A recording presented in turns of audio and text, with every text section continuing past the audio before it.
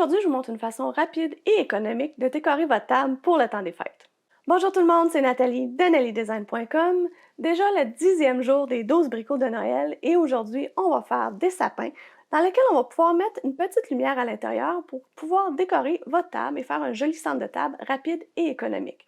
Le fichier va être évidemment dans la description de la vidéo, dans la bibliothèque de Nelly Design. Vous allez voir, c'est super facile à faire. Mais moi, j'ai eu un petit peu de difficulté, par exemple, parce que j'avais inclus une ligne de pliage de trous. Merci à mon chum de me l'avoir fait remarquer. Des fois, on a le nez collé dedans et on voit plus clair.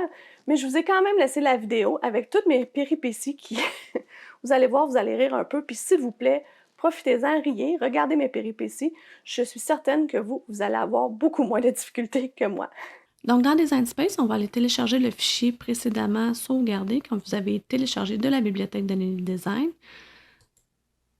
Donc, télécharger image, parcourir. Et le petit sapin se nomme Sapin Trees Nelly Design SVG en majuscule. Donc, c'est important que vous voyez toujours ça.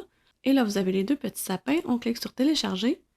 On sélectionne et on ajoute à la toile. Donc, les sapins, vous allez voir tantôt quand je vais les assembler, j'avais une ligne de rainage ici, comme je vous ai expliqué précédemment. Elle n'est plus là, c'est beaucoup plus simple à assembler de cette façon-là, donc vous n'allez pas avoir le problème que j'ai. La première chose à faire quand on a fichier de Nelly Design, évidemment, c'est de dégrouper. Et là, vous allez vous retrouver avec deux sapins séparés. Donc, le premier groupe, c'est le premier sapin et le deuxième sapin.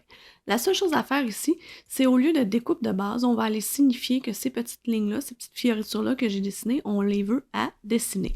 Donc, dans découpe de base ici, au lieu de découpe de base, on va aller faire stylo. Et on reclique ici pour aller choisir le stylo. Donc, si vous avez un stylo Cricut, des fois, c'est le fun d'aller mettre la couleur à laquelle vous allez utiliser. Pour ça vous donne un petit visuel de ce que ça pourrait avoir l'air. Donc, moi, c'est du médium, un marqueur médium 1 mm. C'est vraiment écrit sur le crayon, là, vous pouvez le voir. Donc, marqueur 1 mm et c'est Silver Metallic que j'utilise. On peut voir un peu ce que ça donne, c'est super cool. On va aller faire l'autre tout de suite à côté aussi. Donc, je sélectionne, même chose, de découpe de base, on va mettre stylo et sélectionner la couleur, encore une fois. Dernière étape à faire, tout simplement, quand je vous crée des petits groupes comme ça, habituellement, ça veut vous dire que vous devez les attacher. Donc, ce groupe-là, on attache. Deuxième groupe, on attache. Et c'est tout, on est prêt à appuyer sur « Créer ». Donc, une fois découpé et dessiné, on détache, facile comme tout. Là, je voulais vous montrer à quel point le petit grattoir peut être utile pour enlever tous les petits morceaux qui restent dessus. Et j'ai pris du papier réversible de 2 couleurs. C'est le même papier, mais il est une couleur plus pâle, une teinte plus pâle d'un côté que de l'autre. Donc, on plie sur la ligne de rainure. Et maintenant, c'est là que vous pouvez vous amuser avec moi. J'ai mis ça à très haute vitesse. Mais sérieusement, comment on fait pour coller des cônes sans avoir de la colle partout? Parce que c'était pas mal ça, mon histoire, c'est que j'avais de la colle partout. Je tentais de le coller et ça voulait pas tenir.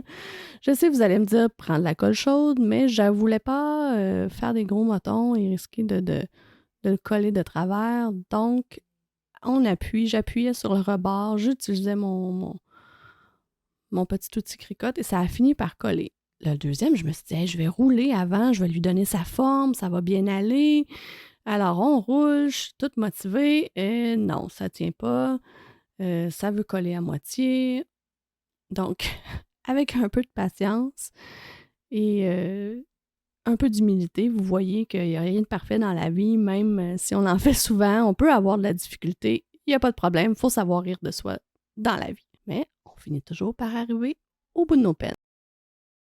Aïe, aïe, aïe! Pas facile, hein? Je suis sûre que vous allez avoir moins de difficultés que moi. Laissez-moi dans les commentaires si ça l'a bien été.